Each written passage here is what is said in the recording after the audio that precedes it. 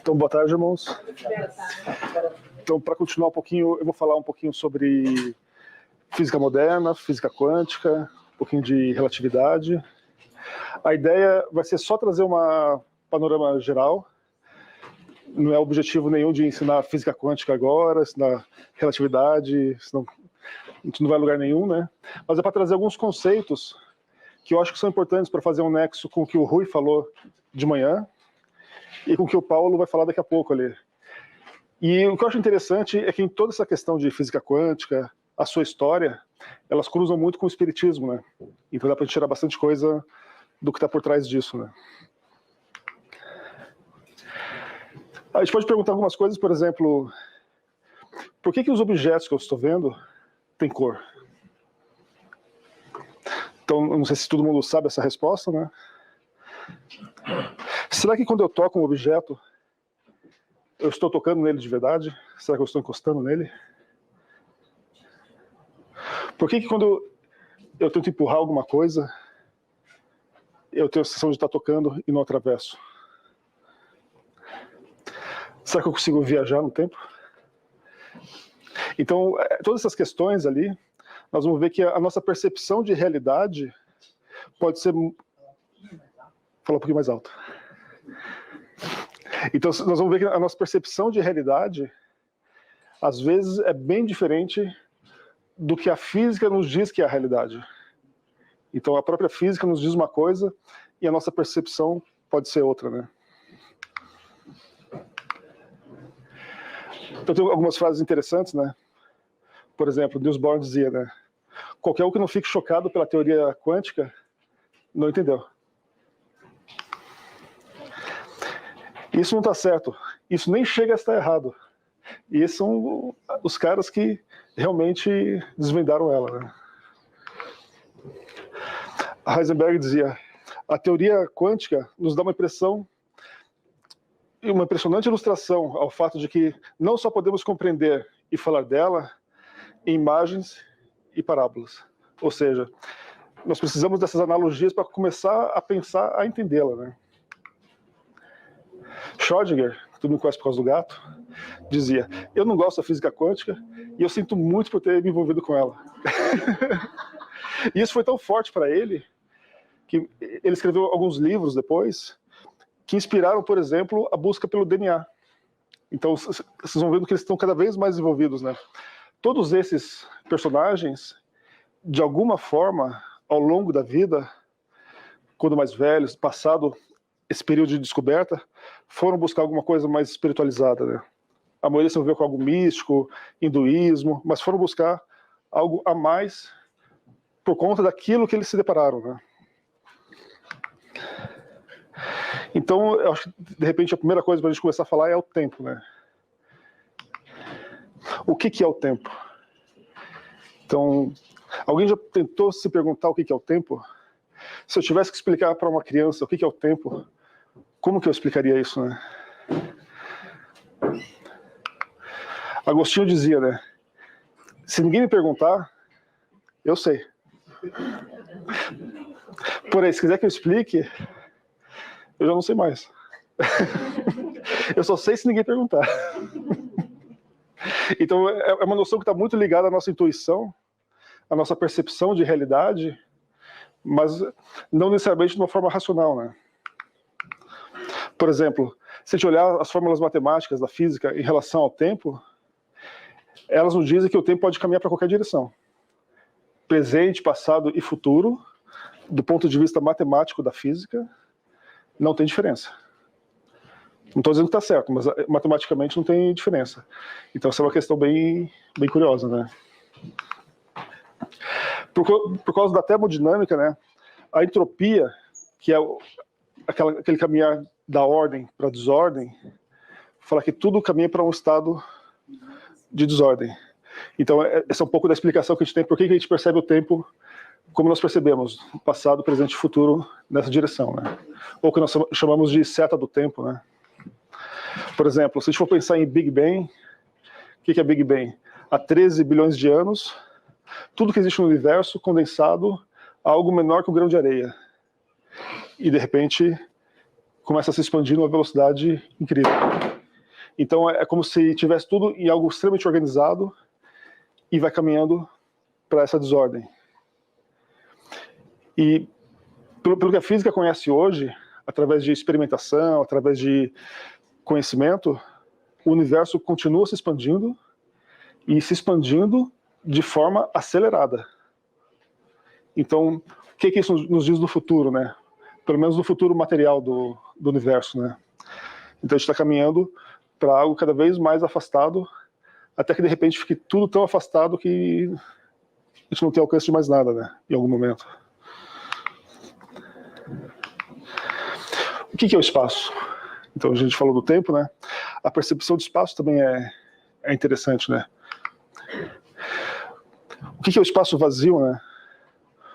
Então o irmão Gris sempre dizia, né? Não existe espaço vazio. Então vamos ver o que a gente pode entender ao longo dessa palestra a respeito desse espaço vazio, né? Vamos tentar responder um pouquinho disso. Então se espaço vazio não é nada, ele é alguma coisa, né? Então essa é alguma coisa que... Talvez a primeira coisa que a gente tem que pensar sobre o espaço, e isso foi Einstein que trouxe, é que o tempo faz parte do espaço. Essa é uma questão muito importante. Então, é tão importante que nós não chamamos mais de espaço. Nós chamamos de espaço-tempo. É uma coisa só. Então, nós não podemos mais pensar num espaço tridimensional, de comprimento, largura, altura, mas é comprimento, largura, altura e tempo. E é difícil pra gente, né? Porque a gente só consegue imaginar algo em 3 dimensões. Então, como é que você vai imaginar algo que tem uma 4ª dimensão de uma forma geométrica, né?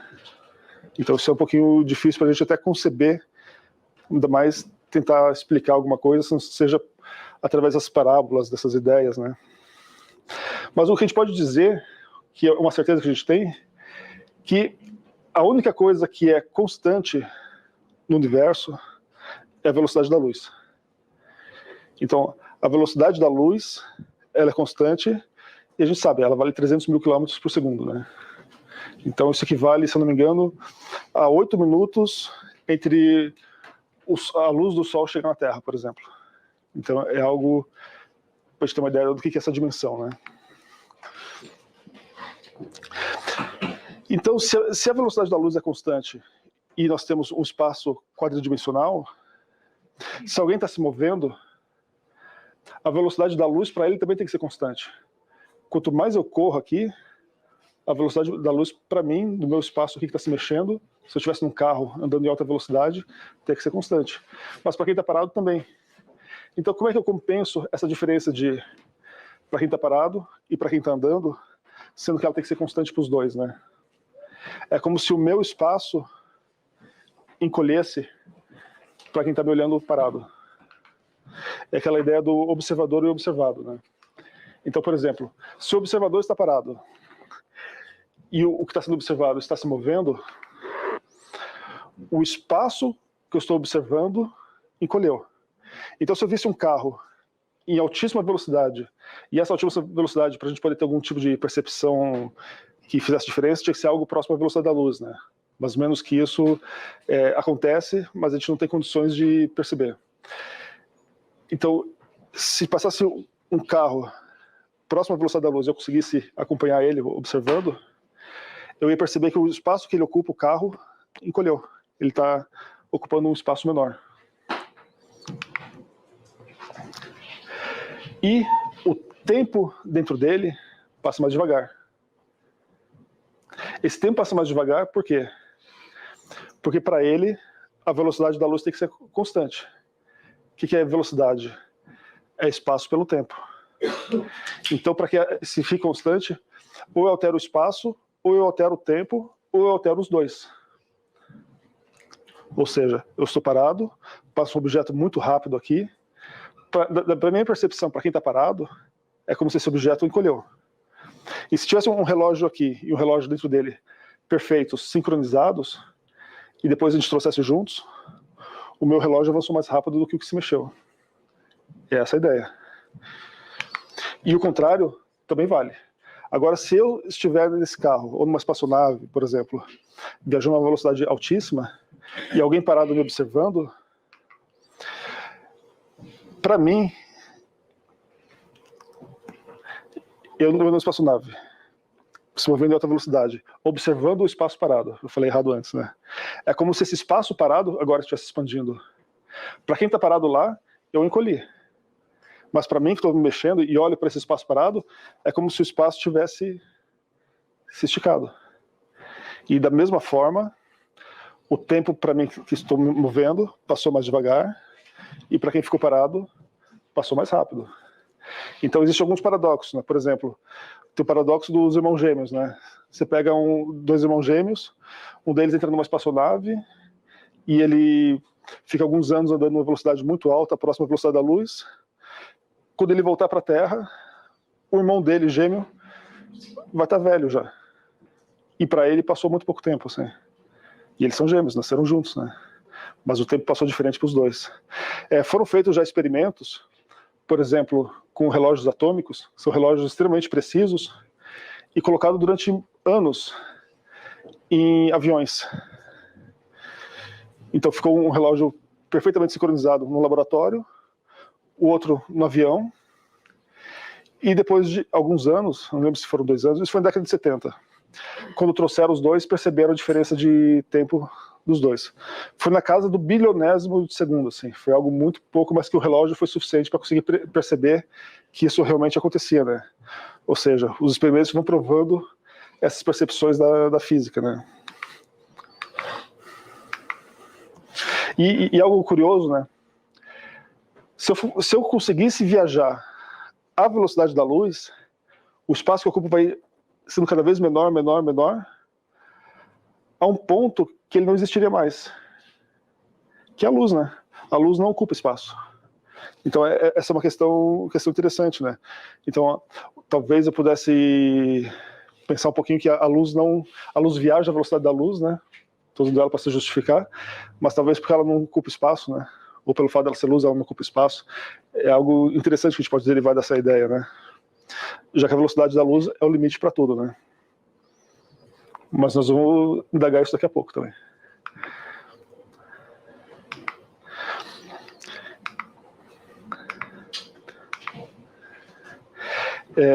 Algo interessante, se eu fizer uma visão macro agora, olhar no todo, e eu pensar em gravidade,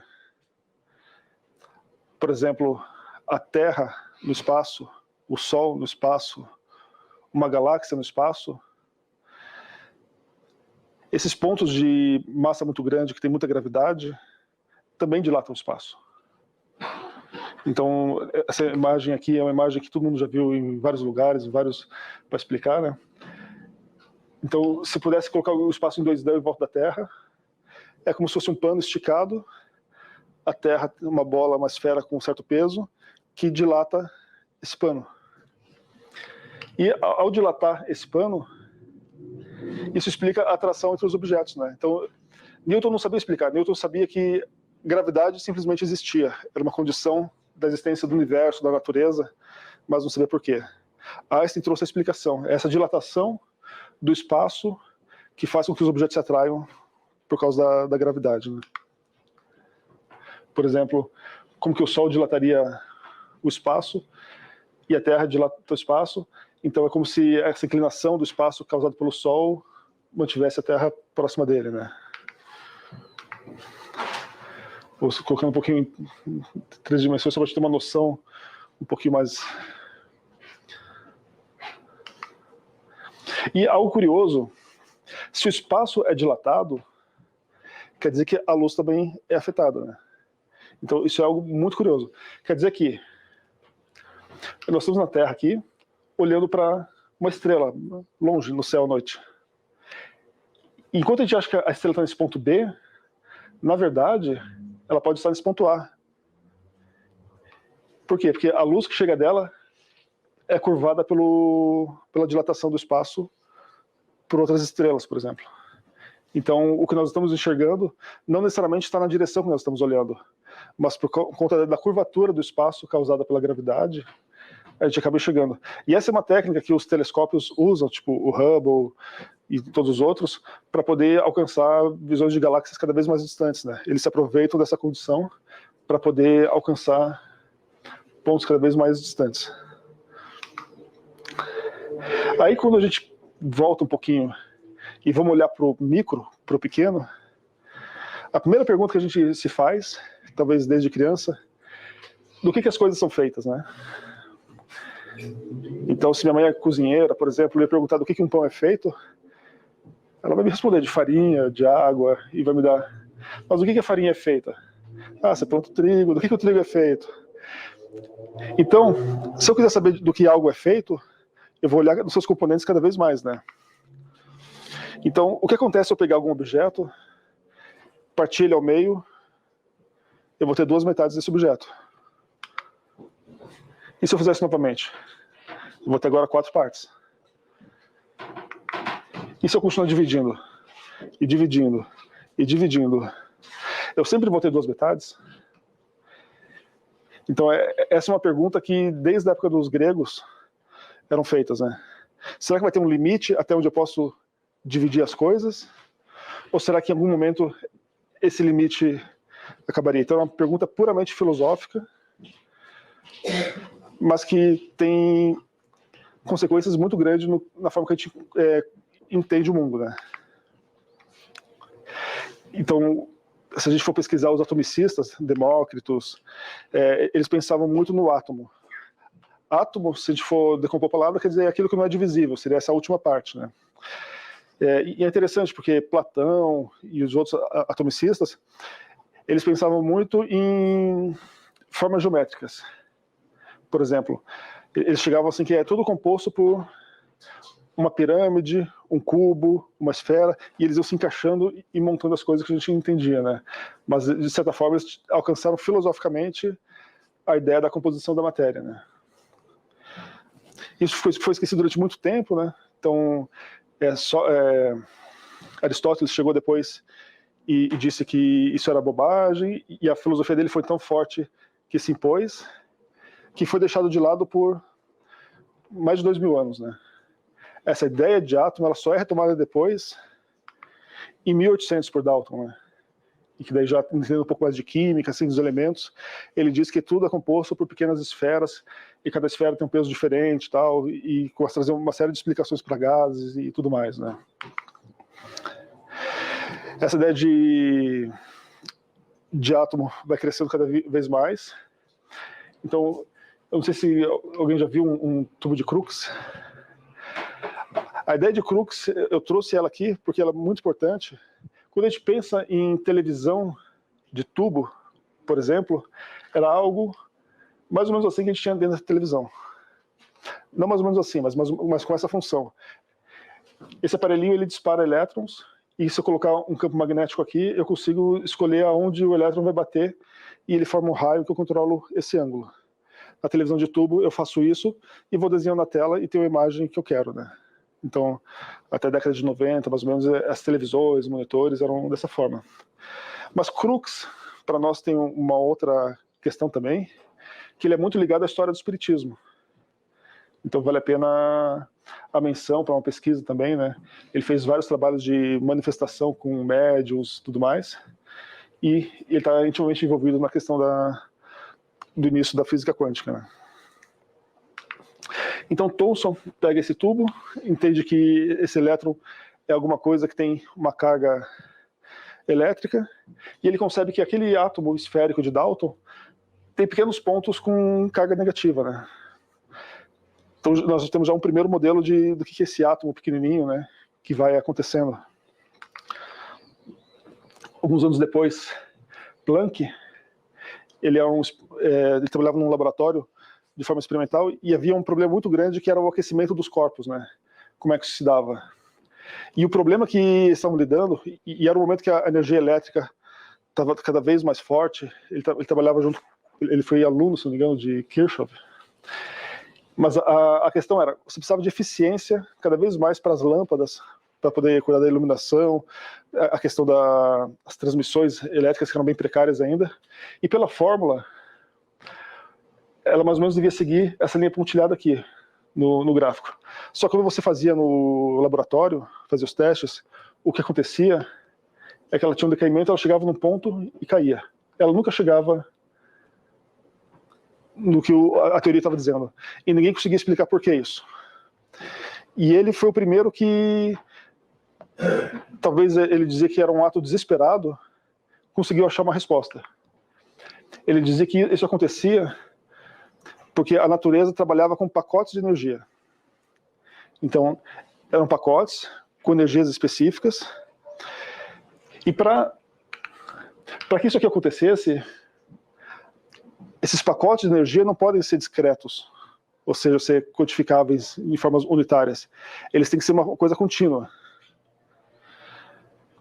Então, por exemplo, é como se eu contasse de 1 a 10 e tenho 10 números, 1, 2, 3, 4, 5. E eu não posso ter quebrado, eu não posso ter 1,3, 1,4. Eu sou obrigado a ter um número inteiro. E ele chegou à conclusão que esses pacotes de energia seguiam essa mesma regra. Por isso que, em algum momento, você não tinha o pacote do tamanho certo para poder continuar, e ela caía. É como se a natureza não desse troco, né? Ou seja, eu tenho essa informação que ela tem um tamanho bem específico. E aí nasce a ideia do quantum, né?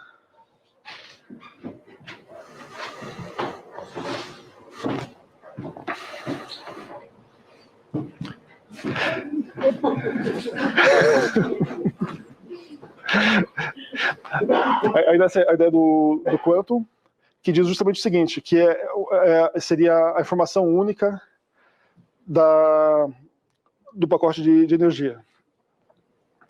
Então, é uma ideia que tentou dar uma resposta para aquele problema teórico, que não acontecia na prática, mas ficou por um bom tempo dessa forma, né?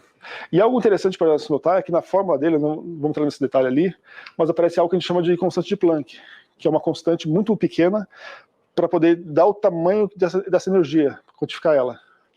E essa constante, quando a gente trabalha ela, a gente chega em uma escala muito pequena. Por exemplo, na escala de Planck, a distância equivale... O número da frente não interessa, o que interessa aqui, ó, 10 a menos 35. É como se eu tivesse essa mesa aqui, por exemplo, que ela tem uns 2 metros, por exemplo. É como se eu pegasse um décimo dela, depois deu 20 centímetros. Eu pego esses 20 centímetros e pego um décimo dela, agora deu 2 milímetros. E vou pegando um décimo, 35 vezes. O tamanho que eu chegar agora que eu fizer isso 35 vezes é como se fosse o tamanho da menor distância possível da nossa realidade. Então, qual que é a menor distância que existe? 1,61 vezes 10 a menos 35 metros. Tem vários poréns aqui nessa história, estou simplificando bastante. Tá? Para massa, a mesma coisa. É como se eu pegasse um décimo de 1 quilo 8 vezes, para chegar ao menor peso possível. E no tempo, se eu dividisse 1 segundo por 10, 44 vezes. E algo interessante nessa história, Planck, ele traz uma resposta, mas aquela resposta não tinha muito uso, assim. Trouxe uma resposta, mas não ajudou muito, tá legal, publicou o artigo, todo mundo achou legal, mas ficou por isso mesmo, né? Einstein, 5 anos depois, ele escreve um artigo em que ele explica o efeito fotoelétrico. E é algo interessante. Sem bateria. Cadê a bateria? Aqui, ó. Você estava carregando ali, ó.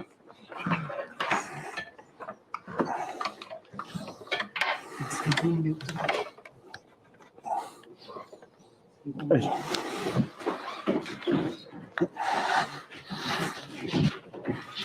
Então, chegou a interromper?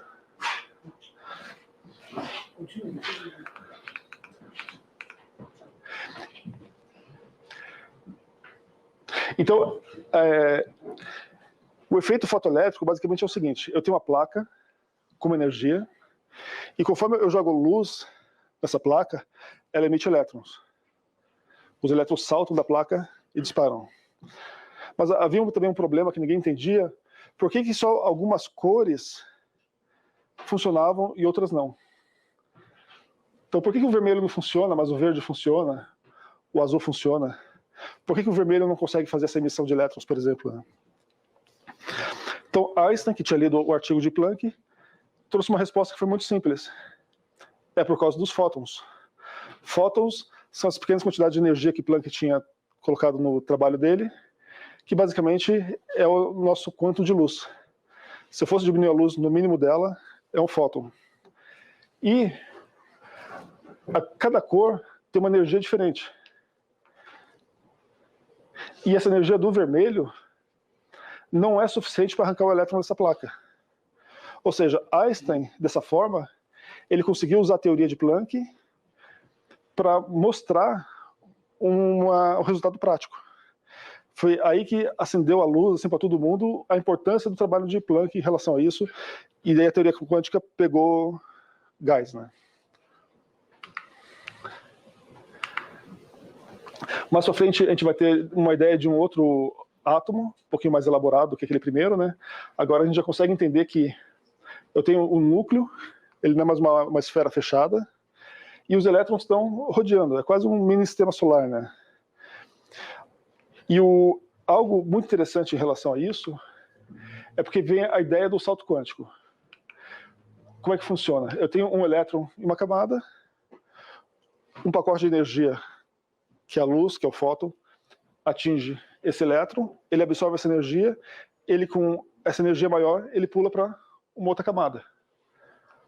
Depois ele volta para a camada anterior e emite de volta esse fóton.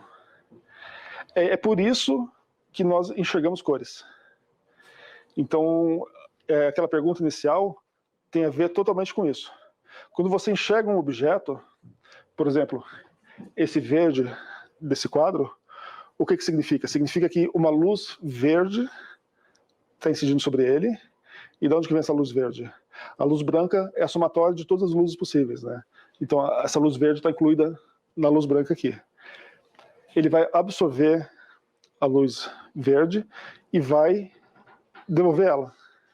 E quando ele devolve ela, ele reflete e eu vejo ela. Então ele só está refletindo a luz que casa a energia certinho com os elétrons da camada dele. E é isso que a gente chama de salto quântico. A ideia de salto quântico é porque o elétron, quando ele salta de uma camada para outra, ele não passa no meio do caminho. Ele desaparece. Se eu pudesse colocar uma barreira aqui, é como se ele pulasse essa barreira de forma instantânea. É como se ele teletransportasse de um ponto a outro, né? Então, sempre que a gente vai falar a ideia de salto quântico e tudo mais, vem daí, né?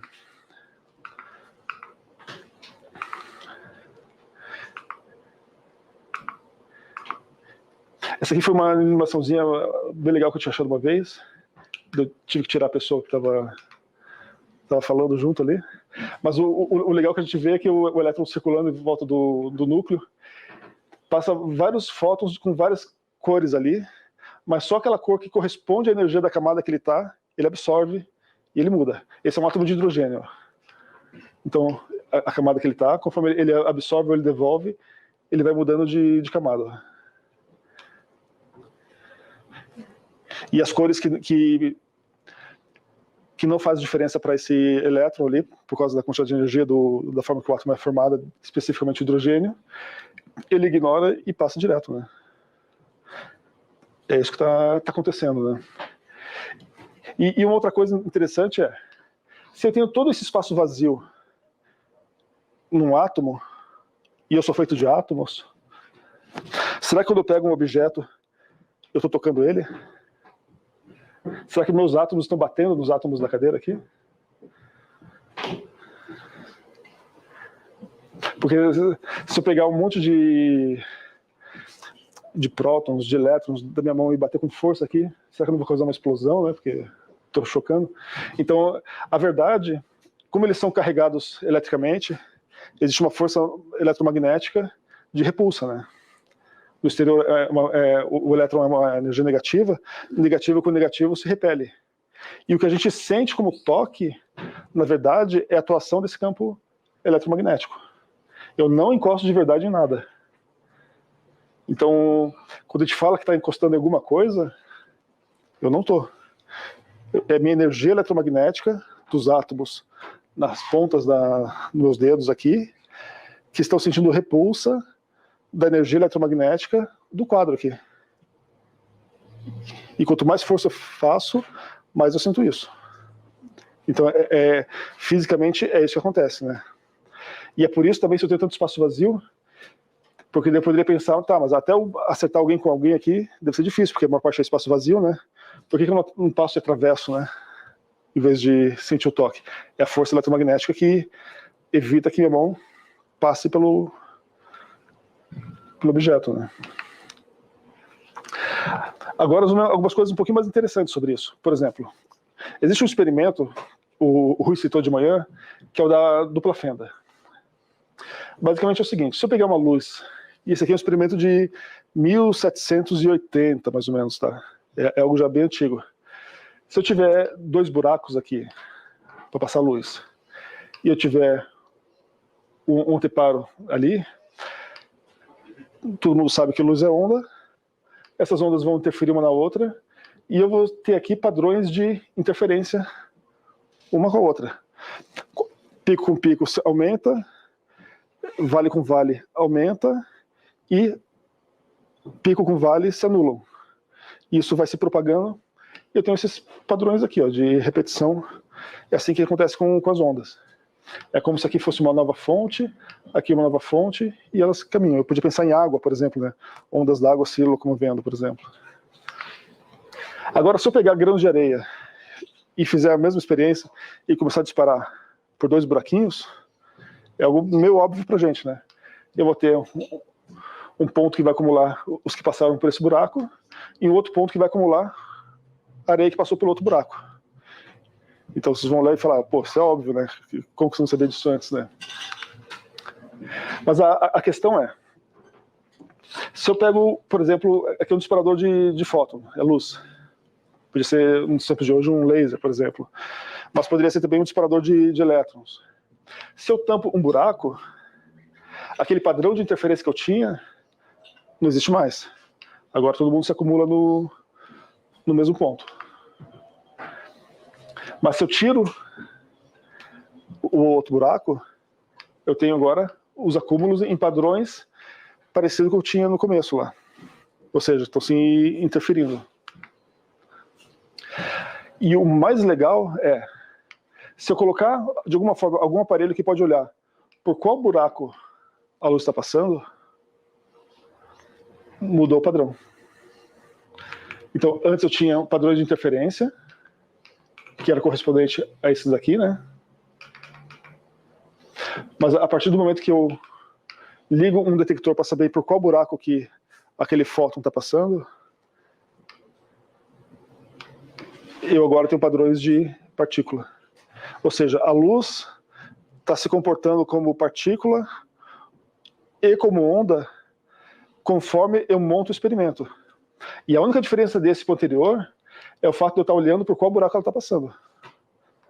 Se eu desligar o detector, volta a aparecer um padrão de interferência de onda aqui. Então, isso é algo que incomodou muita gente durante muito tempo, sem poder entender por que isso acontecia. Fazendo essa experiência aqui, trocando fótons por elétrons, que elétrons a gente sabe que é partículas, tem peso, tem massa, tal, enquanto a luz não tem, acontecia a mesma coisa. E eu observando por qual buraco o elétron passa, ele muda um padrão para outro. Inclusive tem um experimento, o pessoal chama de interferômetro de Mach-Zehnder, que ele faz justamente isso. Eu tenho uma fonte de luz, em que passa por um anteparo que divide, ele passa 50% da luz e reflete 50%. Então daí ele é o espelho que passa 50% do... A ideia é, se for luz, pelas distâncias deles, elas vão se interferir, e elas se interferindo, elas vão criar um padrão nos detectores aqui em cima. Mas se for partícula, vai ser diferente. Essa é a cara dele. Então, a partir do momento que eu estou detectando para saber se ele é onda ou partícula, o mesmo aparelho muda o comportamento. Ou seja, eu tenho o mesmo aparelho que se comporta horas como onda, horas como partícula. Quer dizer que se eu estiver tentando detectar se é onda ou partícula e querer saber para um detector ali, ele vai ser partícula. Se eu tirar esse detector, ele é onda. Então isso nos traz algo muito peculiar da nossa realidade, né? Esse comportamento que a gente chama de dualidade onda-partícula, né? Inclusive tem alguns institutos, né? Se não me engano, o de Neoética na Califórnia fez bastante isso, colocar pessoas no experimento meditando em torno desse experimento, e pessoas que são bem zens meditando, por exemplo, só pelo padrão de pensamento delas, elas conseguiam alterar o resultado de onda e partícula. Ou seja, aí isso já nos leva a outros tipos de deduções, né? Fugindo um pouquinho da física nossa aqui, mas trazendo para a nossa área de espiritismo, né? Então Schrödinger fez uma equação de onda em que explicava esse comportamento de onda dos elétrons, por exemplo, que se interferiam, né? Ele escrevia como que essas partículas se comportavam como ondas. Então tinha uma equação que mostrava isso, e a conclusão dele é que tudo era onda, né? Era como se esse elétron se desmanchasse, é uma partícula que se desmanchou, se desmiuçou, e agora é uma onda. Por que isso é importante? Porque ele, como partícula única, indivisível, quando a gente fala que ele é onda, significa o seguinte: significa que ele faz interferência com ele mesmo. É como se ele partisse no meio e ele está se interferindo. Porque uma das questões que acontece naquele experimento da dupla fenda lá, por exemplo, a primeira ideia dos cientistas é: não, mas eu estou disparando tantos que de repente passa um por um buraco, outro por outro buraco, e eles estão se chocando ali, e acontece isso, né? Mas eles passaram a disparar um de cada vez, um por segundo, por exemplo, para não ter chance de um interferir com o outro. E ainda assim, o padrão de interferência aconteceu. Ou seja, ele tem que estar interferindo com ele mesmo. Então a ideia que se teve é como se ele se desmanchasse numa onda mesmo, igual uma onda do mar, por exemplo. Então se tinha essa noção. Mas o que eles descobriram é que essa onda, na verdade, não é uma onda no sentido onda do mar, mas é uma ideia de probabilidade aonde esse elétron vai estar. Ou seja, eu tenho a onda, as partes mais altas dessa onda, eu tenho uma chance maior de encontrar o elétron lá se eu procurar por ele, né? Então é um paradoxo, porque ele é uma partícula, mas ele se comporta como onda. A maior probabilidade de achar ele é justamente nesses picos da onda, e ele é capaz de interferir com ele mesmo, né? Então isso é algo bem peculiar. Até a gente olhar para ele. Se a gente olhar, esse comportamento acaba. É como se ele estivesse fazendo alguma coisa que não podia, até alguém olhar. A hora que olhou, parou de bagunçar, né? Então, ninguém pergunta onde está o elétron agora, né? A pergunta é: se eu procurar o elétron nessa partezinha aqui, qual que é a chance de eu achar ele? Essa é a pergunta que a física quântica nos diz que nós temos que fazer, né? Aí se dizia, né? Mas Deus não joga dados, né? Daí Niels Bohr respondia: pare de dizer a Deus o que fazer. Então era legal porque Einstein não aceitava muito alguns conceitos da física quântica, assim, desses paradoxos, apesar dele ter dado o start ali. Então eles viviam disputando, fazendo experimentos assim para poder comprovar quem estava certo, quem estava errado, né? Por exemplo, Einstein dizia: eu acredito que a Lua está lá fora, mesmo quando eu não estou olhando para ela. Tipo, eu não preciso olhar para ela para saber que ela está lá, né?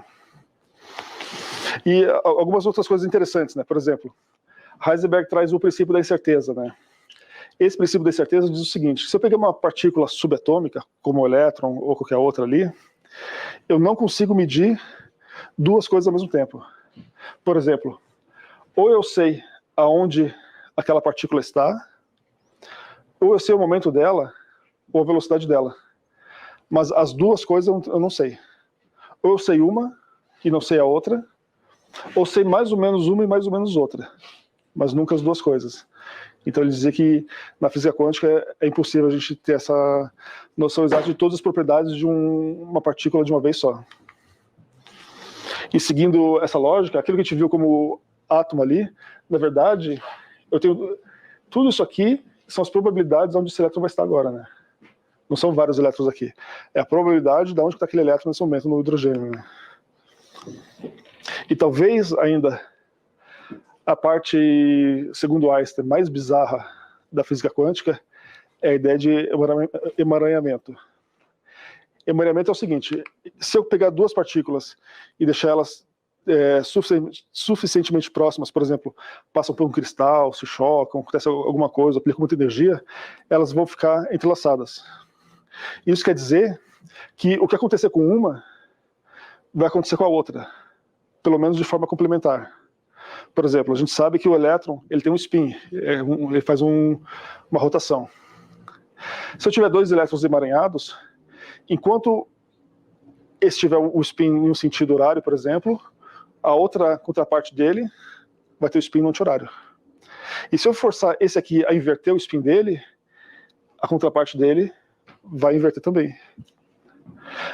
Agora, por mais bizarro que seja, as consequências são bem interessantes. E algo bem interessante disso, isso acontece de forma instantânea e de forma independente da distância. E uma outra coisa que chocava muito e que Einstein não aceitava é essa ideia de instantâneo. Porque se eu pegar eles e levar a distâncias gigantes e fizer essa mudança, por exemplo, do spin de rotação e tal, acontece na outra de forma instantânea, independente da velocidade da luz. Por exemplo, a velocidade da luz daqui até o Sol é 8 minutos. Mas se eu conseguisse levar e medir, fazer esses dois elétrons emaranhados, deixar uma parte aqui, levar numa distância equivalente do Sol, e mudasse o spin dele, a mudança do outro é de forma instantânea, não levaria 8 minutos para acontecer. Então, de alguma forma, existe uma comunicação que parece estar violando a ideia de que a velocidade da luz é uma constante maior. E isso aqui tem consequências bem curiosas, né? Por exemplo, computador quântico deriva disso.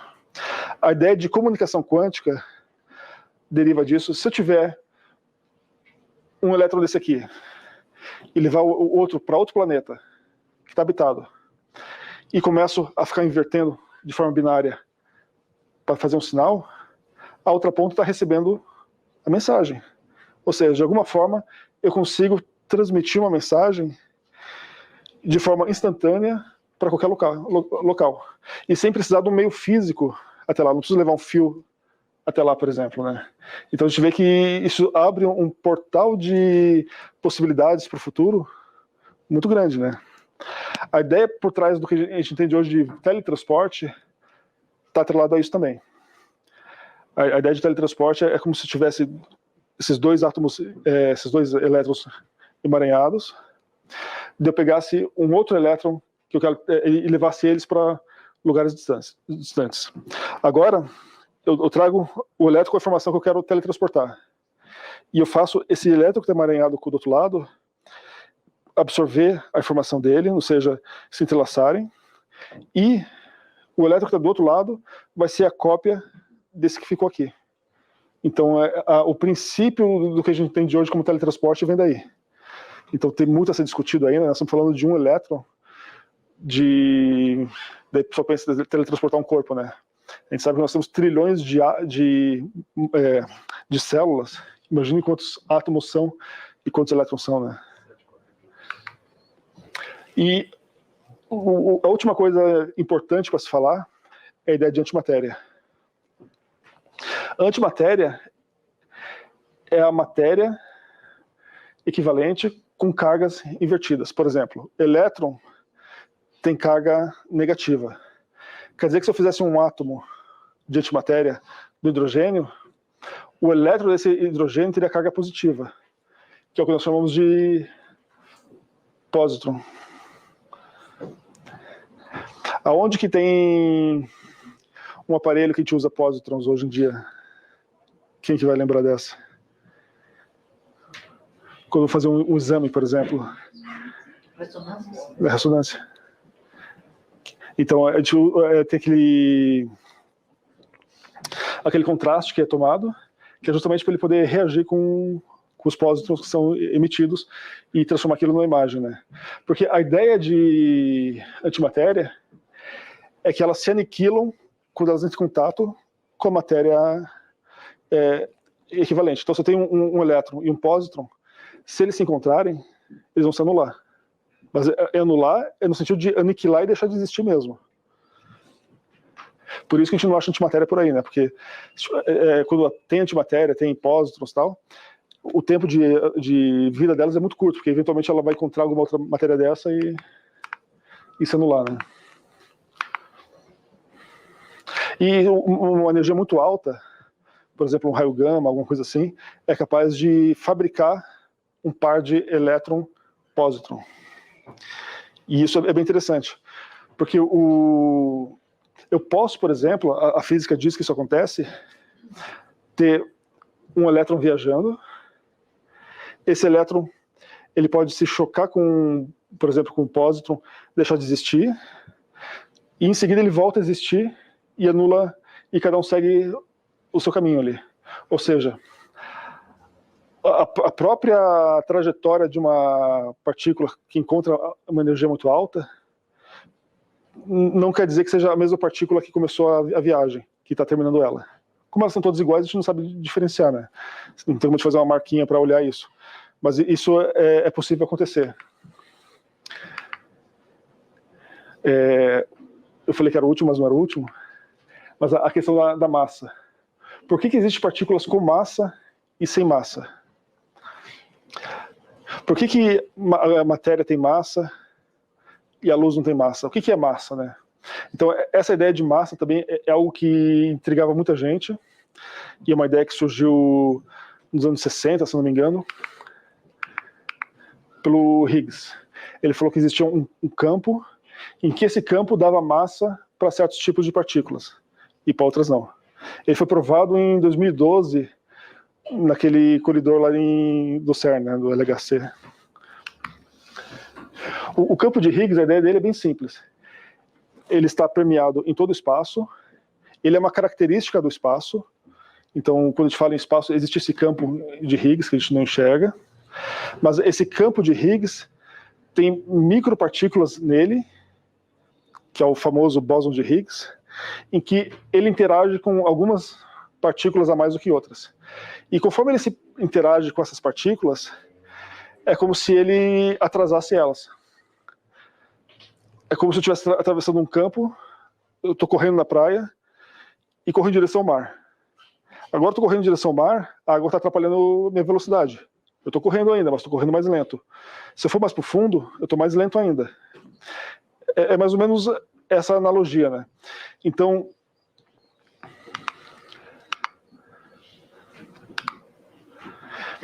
é como se todas as partículas que existem quisessem viajar na velocidade da luz sempre. Todas. E elas só não viajam isso nessa velocidade porque o campo de Higgs dá massa para elas. E quando dá massa, causa um atraso, né? E a melhor analogia é essa que eu encontrei. É a ideia de chegar numa festa, uma celebridade ou um desconhecido, né?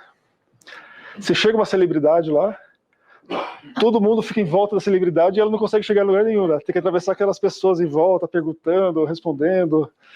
Mas se é uma pessoa desconhecida, ela vai de um lado a outro e ninguém percebe que ela está lá. Né? Então, a melhor analogia para o campo de Higgs é essa. Então, é como se um próton, um elétron fosse uma celebridade, mas o fóton, que é a luz, é o mero desconhecido. Então, ele atravessa, vai e volta. E dá para pensar num exemplo, né?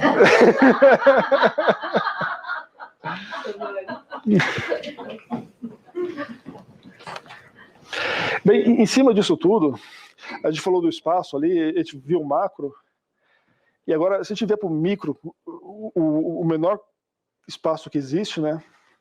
Existe uma ideia que é o campo quântico. A ideia do campo quântico é o seguinte: tudo é campo. E, na verdade, todas as partículas quânticas, elétrons, os fótons, tudo que existe, é como se fossem turbulências nesse campo. E é uma turbulência que faz com que a gente perceba aquilo como uma partícula. o que na verdade é um campo, né? Então essa é uma ideia muito forte assim na física quântica para explicar o que acontece, né? Então todas as partículas são ondulações, excitações ou feixes de energia, mas que emanam desse campo quântico que está permeando no espaço, né?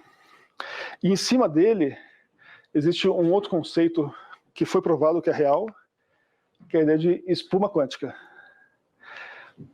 Em português fica estranho, né? É foam em inglês, mas em português todo mundo traduz como espuma mesmo, né?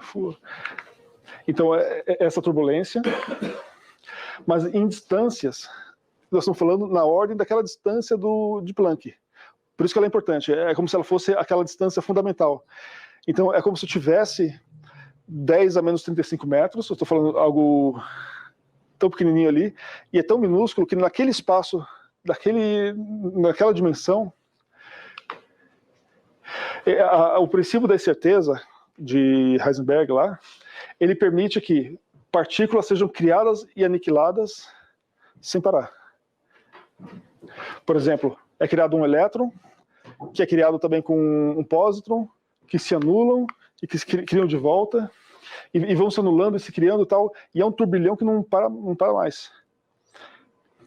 Daí quando a gente pergunta se o espaço é vazio, aqui diz que não. Mas isso é tão rápido que acontece, que é naquela ordem do segundo de Planck lá, em que não dá tempo dessas interações virarem, entre aspas, realidade. É como se elas criassem e se destruíssem tão rápido que não cria, que não faz parte do real. O pessoal chama de partículas virtuais. Mas foram feitos experimentos, por exemplo, um dos experimentos que foram colocados 2 placas bem finas de metal, a uma distância menor que uma folha de papel entre elas. Que era... E com isso foi possível perceber que por mais que elas apareçam ou desapareçam, é como se elas deixassem rastro de energia. E foi possível detectar nessas placas essas energias ali, que de certa forma provam, ou até que se conteste, né, que isso acontece realmente no nosso micro, né? Então, para imaginar que em todo o espaço que existe, se eu conseguisse olhar ele no micro do micro do micro do micro, é isso que está acontecendo, segundo a física. Então é algo que mostra o quanto que a nossa realidade, pela física, seja relativista, seja quântica, é muito diferente, às vezes, daquilo que a gente percebe, né? Tem alguns experimentos interessantes, né? Por exemplo, tem um experimento que chama o Global Consciousness Project, é o projeto de consciência global. É um projeto que foi feito em Princeton, acho que foi durante mais de 20 anos, em que eles fizeram pequenos aparelhos, em que esses aparelhos geravam números aleatórios. Eram geradores de números aleatórios.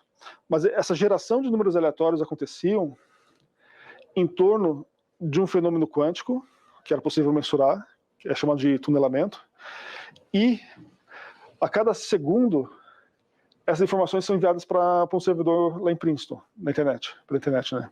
Então eu tenho um aparelhinho na minha sala, no meu quarto, em algum lugar assim, que está gerando isso, esses números aleatórios, e eu estou mandando para o servidor a cada segundo.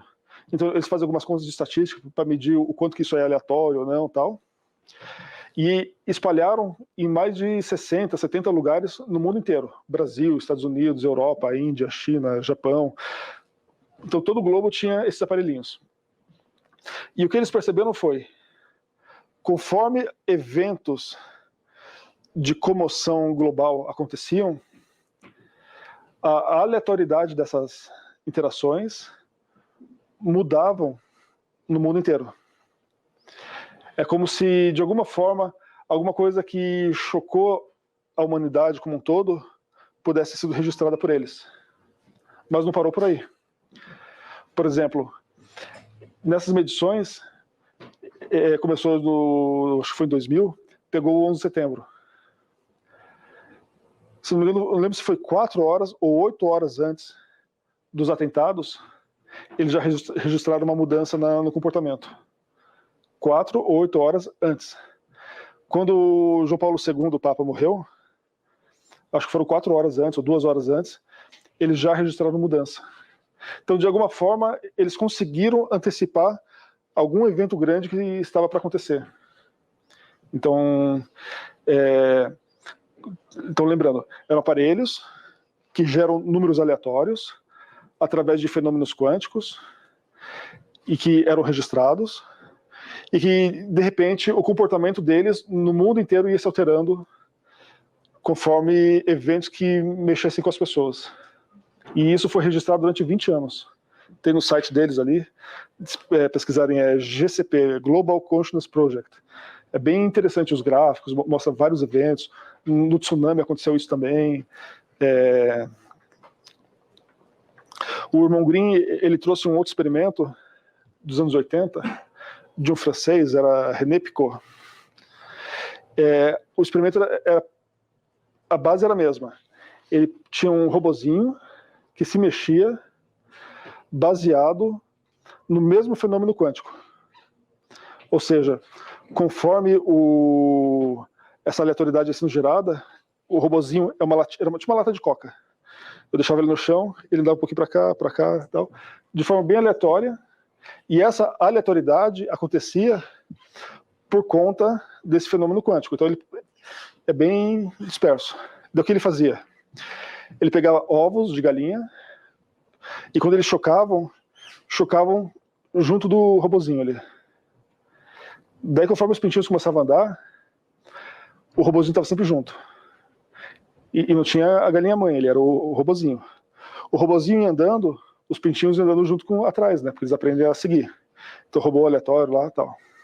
Aí, depois de uns dias que eles já estavam mais crescidos, colocavam esses pintinhos numa gaiola, fechavam a gaiola, para eles não poderem sair, mas a grade aberta, né? E deixavam o robozinho andando na frente deles ali. Então o robozinho fazia os caminhos bem aleatórios ali. Depois de um tempo, esse robozinho, ele chegava perto da gaiola. De alguma forma, é como se os pintinhos estivessem chamando pelo robô, no papel de mãe, e esse robô estivesse atendendo, vindo para próximo da gaiola. Mas o ponto principal o robô só funciona através de um gerador de números aleatórios dentro dele, em que os pintinhos não fazem ideia como é que funciona.